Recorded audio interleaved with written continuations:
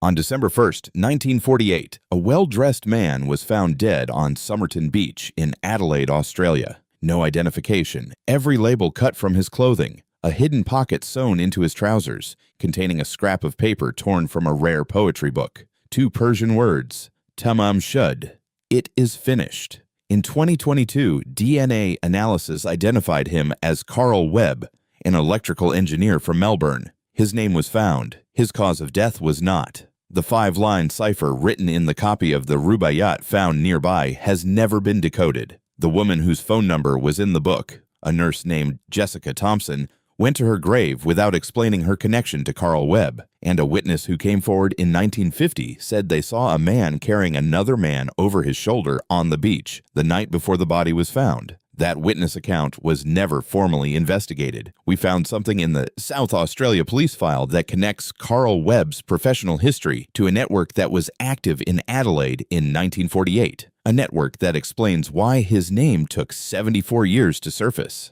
Somerton Beach is a suburb of Adelaide on the Gulf St. Vincent coast of South Australia. On the morning of December 1st, 1948, beachgoers noticed a man lying against the seawall. He was well dressed. A brown suit, a tie, polished shoes. He was lying in a position that was not quite natural, not quite posed. His feet were in the sand. His head was against the seawall. His right arm lay beside his body in a way that some witnesses would later describe as slightly off. Not comfortable, not the position of someone who had simply fallen asleep. He was dead. The cause of death was not immediately apparent. There were no obvious wounds, no blood, no signs of a struggle. The pathologist who conducted the post-mortem examination could not establish a definitive cause of death. There was evidence of congestion in the organs, the spleen, the liver, that was consistent with poisoning, but no specific poison was identified. The post-mortem remained inconclusive. The man had no identification. His pockets contained a comb, a pack of chewing gum, a box of matches,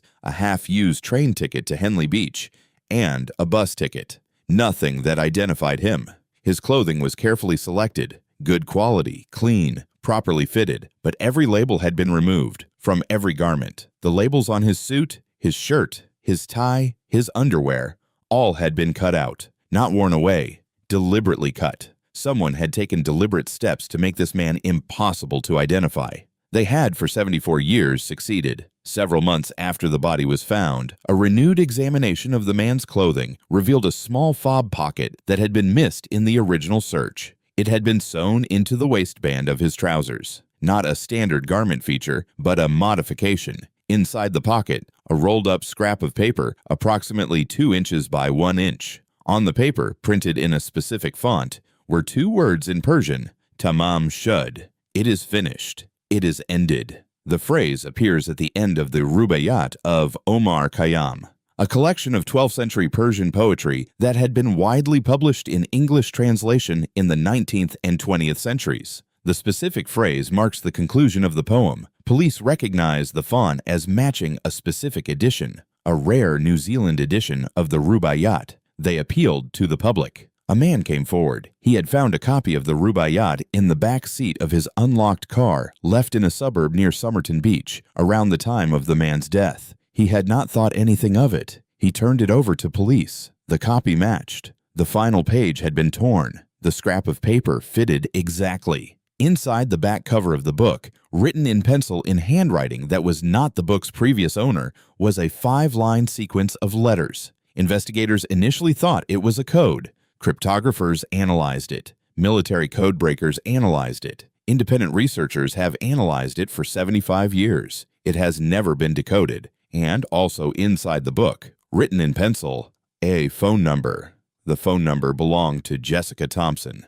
Jessica Thompson was a nurse living in Glenelg, a suburb of Adelaide near Somerton Beach. She was interviewed by police. She denied knowing the dead man. She was shown the body in a disturbing procedure that involved looking at the embalmed corpse, and maintained that she did not recognize him. She was interviewed multiple times over the years as the case continued to generate public interest and new investigators took runs at it. She maintained her denial. She died without having explained why her phone number was in a book connected to a dead man on a beach near her home. What investigators established decades after her death, through the work of researchers including Professor Derek Abbott of the University of Adelaide, was significant. DNA analysis of hairs preserved on the plaster death mask made of the Somerton man's face produced a genetic profile. That profile was compared against genealogical databases. In 2022, Abbott and American genealogist Colleen Fitzpatrick announced that the profile was consistent with Carl Webb,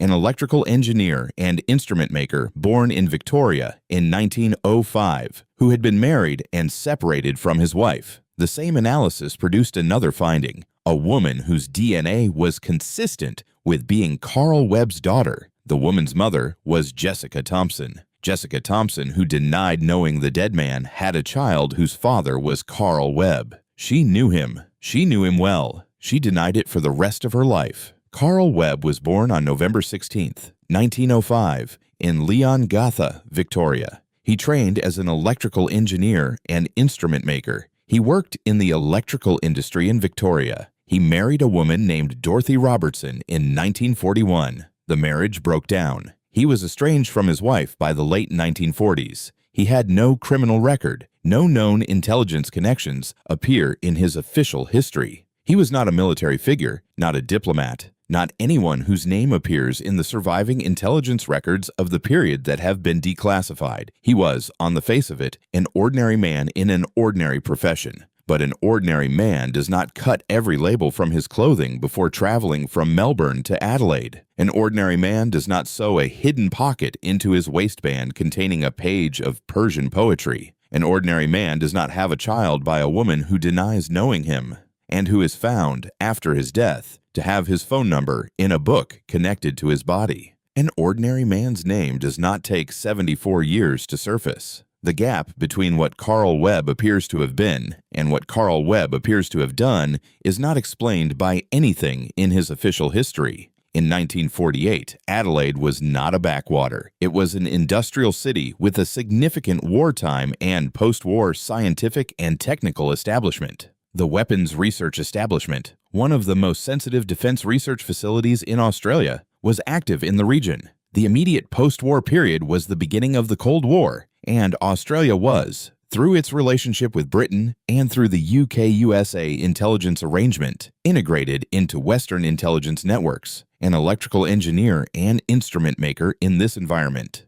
In this period, would have had access to facilities and networks that are not part of the public record. We reviewed the digitized records of the South Australia police file, the portions that have been made available through archives, requests, and academic research. The file is not complete. Portions remain restricted. In the available portions, there is a reference to a professional organization, identified only by initials, that Carl Webb was associated with in Victoria. The same initials appear in a separate document in the file, in a context that suggests an Adelaide connection. We trace those initials. The organization they refer to was not, as far as we can establish, a technical professional body. It was an association that operated in the post-war period in the overlap between scientific work and intelligence work. The kind of organization that maintained no public profile and whose membership was not recorded in any directory. In 1950, a witness came forward. They had been on Somerton Beach on the night of November 30th, 1948, the night before the body was found. They reported seeing a man carrying another man over his shoulder, walking along the beach. One man carrying another. At night, on a beach. The witness account was recorded. It was placed in the file. It was not, as far as available records show, formally investigated as a potential homicide scenario. The official position on the cause of death has never been resolved. The post-mortem could not establish a specific cause. The possibility of poisoning by a substance not detectable with 1948 technology was raised at the inquest and not dismissed. If a man was carried to the beach and placed there, the concealed poison scenario takes on a different character, not a suicide by someone who left a farewell message in Persian, something else, and the 5-line cipher. The cipher has been subjected to every analytical approach that professional and amateur cryptographers have applied over 75 years. It has resisted all of them. The standard explanation for its resistance is that it is a one-time pad cipher, a system using a pre-shared key that is unbreakable without the key. One-time pads were the standard encryption method of intelligence services in the post-war period. If the cipher is a one-time pad message, it was written by someone who used intelligence-grade encryption. Carl Webb, the electrical engineer and instrument maker, with his associations that don't match his official profile, whose name took 74 years to surface, wrote it. Or someone wrote it in a book connected to him. Either way, the cipher connects the case to a level of operational security that is not consistent with an ordinary man on an ordinary beach. In 2024 and early 2025, South Australia police were still working to formally verify the DNA findings with their own forensic samples. The case has not been officially closed. Carl Webb's name is known. His cause of death is not. The cipher is not decoded. Jessica Thompson's connection to him has been established genetically, but not explained in any document. The witness account of a man being carried on the beach has not been revisited in the context of the 2022 DNA identification.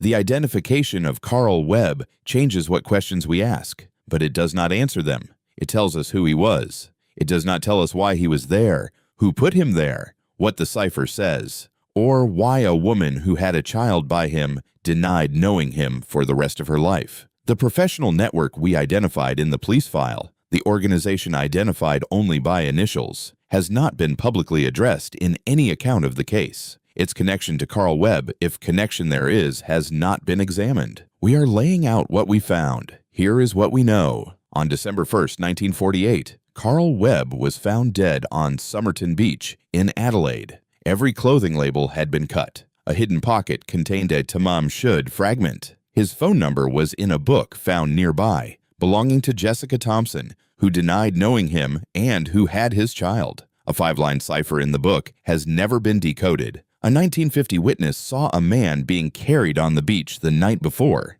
DNA identified him in 2022. Cause of death still unknown. The case is not officially closed. Here is what we don't know. What the cipher says, why Jessica Thompson denied knowing him, whether the witness account represents a homicide, what professional organization the initials in the police file refer to, why Carl Webb's name took 74 years to surface despite a national investigation, and whether Tamam Shud, it is finished, was a message he left or a message someone left for him. We're laying out what we found. You decide what it means. If you know something we don't, you know where to find us. Subscribe, share this, and leave a comment. Because Carl Webb has a name now. He has a profession, a marriage, a child he never publicly acknowledged, and a cipher that nobody has read. It is finished, except it isn't.